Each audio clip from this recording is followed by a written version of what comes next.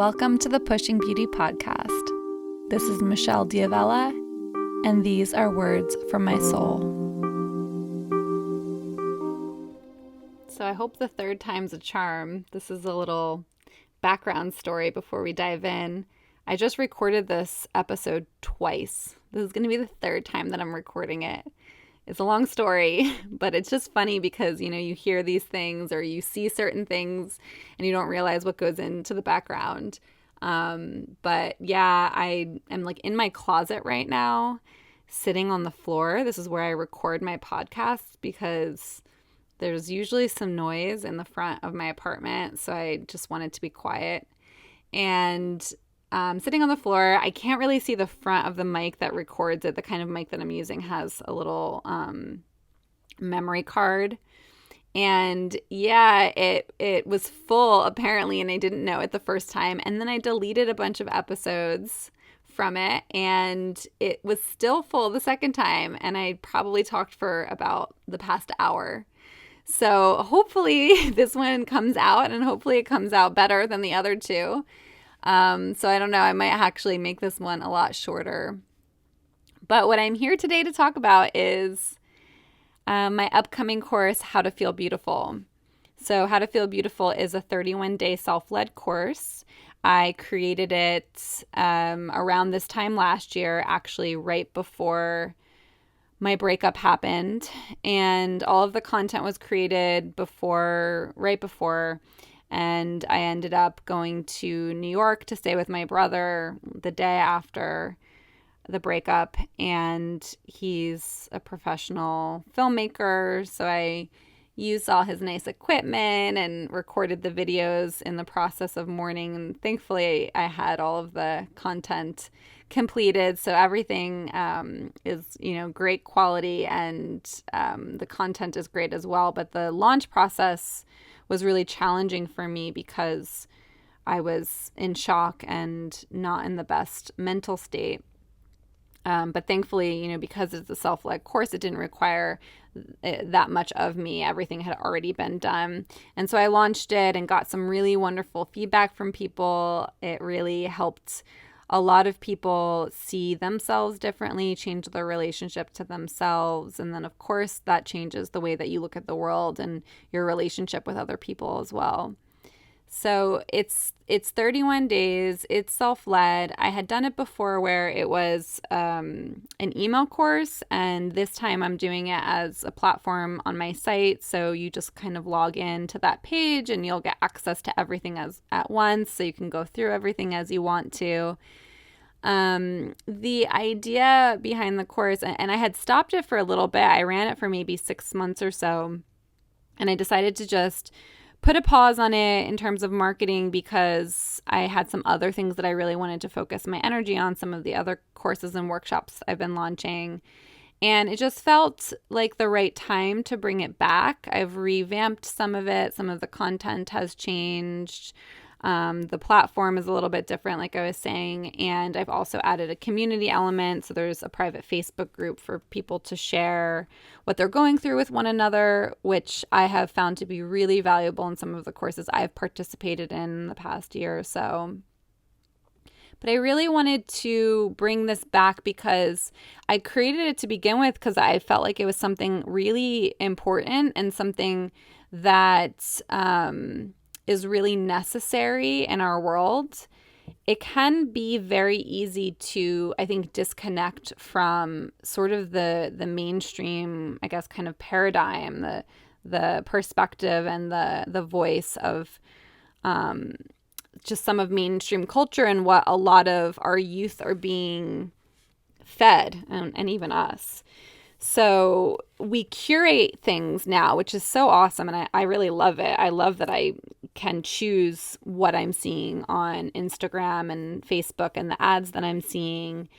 But at the same time, I feel a little bit disconnected from what people are engaging with. And so, for example, the other day I was on Instagram, and I don't know how I clicked through to this, but a friend of mine, I think, liked one of Kylie Jenner's images, and I was just kind of curious as to how many followers she had and how she was portraying herself. And, you really do see with a lot of like the gigantic Instagram followings, like millions of people are liking images that are just very superficial and not, in a lot of cases, not a representation of the actual human form. A lot of people have had plastic surgery or cake on tons of makeup, in certain poses that are kind of like pushing your body in certain poses to accentuate different curves, like those kinds of things. The thing about it is that I think of like I have two teenage sisters, and I think about the images that I was seeing when I was that age, and they were so different than they are now. And not that we didn't have these problems, image issues back then, but it's becoming so specific and so fad oriented. So, I think in, maybe the 90s or something, it was super in to be crazy anorexically skinny. And now it's about having, big curves. And so whatever is what's popular, that's what we're striving to identify with or to be more of, because that's what media is saying is beautiful. And so if we aren't that, if we don't look that way, and if we can't make ourselves look that way, then we feel like something is wrong with us. So it's really dangerous, because what ends up happening is, and you think about this as a whole, right? We have like a 7 billion people population. And if the majority of us are incredibly consumed with our image, and it's really not about our image, it's really about getting acceptance and approval from outside of ourselves. So when we're so consumed with getting love, basically, from outside of ourselves, then our energy is being sucked up and we're not using it to actually know who it is we truly are and allow that expression to come through. And I feel like we're suffering as a whole, as a species, because of it. The way that I think about it is that we each have these unique gifts, these unique expressions. A lot of it has to do with creativity.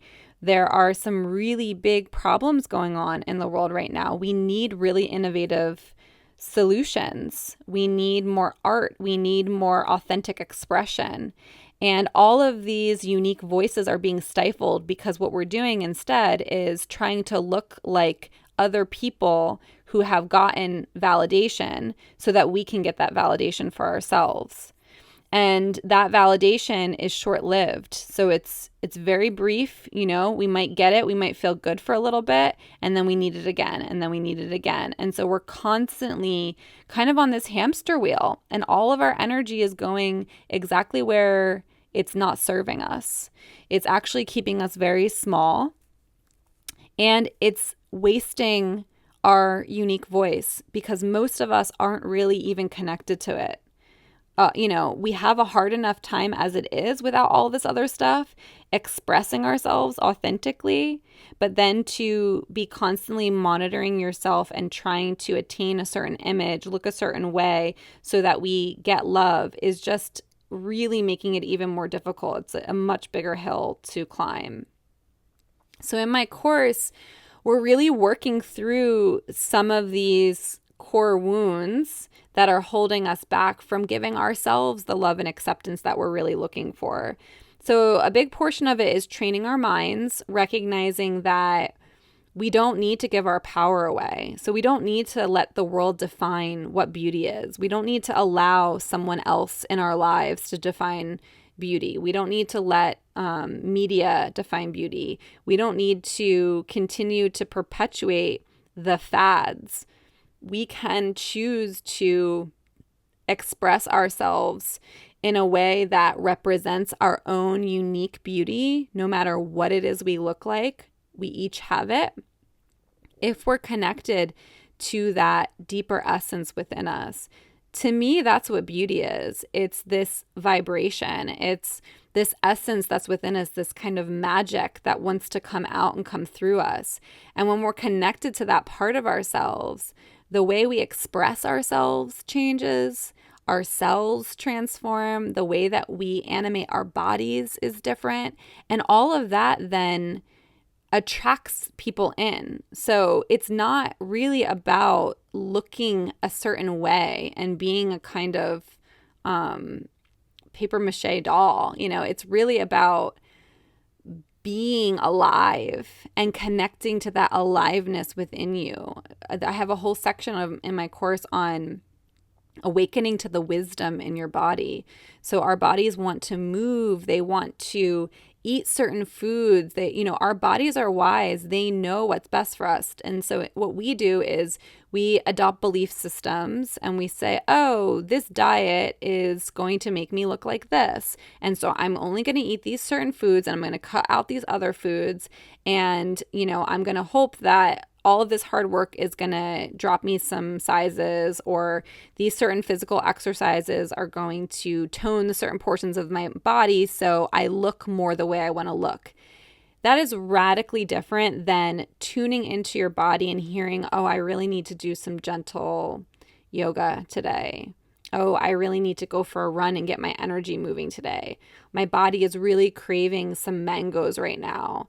It's so different. It's so radically different because you're not trying to attain something. You're not trying to get an end result. You're trying to live in a way that's supporting your highest self. So you're really tapping into wisdom, the wisdom that's within your body, which is a completely different way of living. It's a way of honoring yourself instead of trying to get.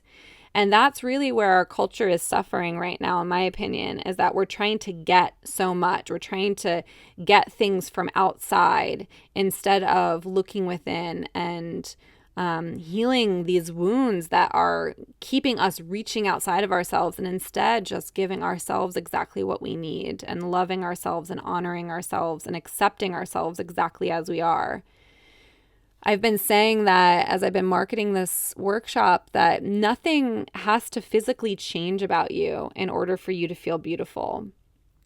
And we do this a lot in so many areas of our lives where we wait to do something in order to be in a place where we can then have what it is we want. So when I, lose 10 pounds, then I can feel beautiful. When I get more money so I can buy organic foods, then I can feel beautiful. All of these certain, ways to put off our own growth. The truth is that exactly in this moment, as you are right now, you have the ability to love and accept yourself fully and radically and completely. And when we can start to shift into that perspective of my life can be so different, the lens through which I see the world can be completely different, the lens through which I see myself can radically change, then our lives really do start to transform. So I think I'm going to stop it there. I'm really hoping this is totally recorded. I would love to invite you to join me for this self-led course, How to Feel Beautiful. It's really 31 days to transforming your relationship to yourself. So it doesn't really matter specifically what you're struggling with. Almost all of us have some kind of thing going on where we don't like this about ourselves, we don't like that. A lot of it is old belief systems, old grooves in the brain that create this, idea of not being good enough and needing to spend our energy on seeing where we're not living up instead of focusing on what really does serve us. So that's really what this course is about. I would absolutely love to have you join. Head over to the show notes link to get access to the landing page so you can learn more about it. And of course, feel free to shoot me an email if you have any questions. Thank you so much for choosing to listen to me, and I hope to have you with me next time.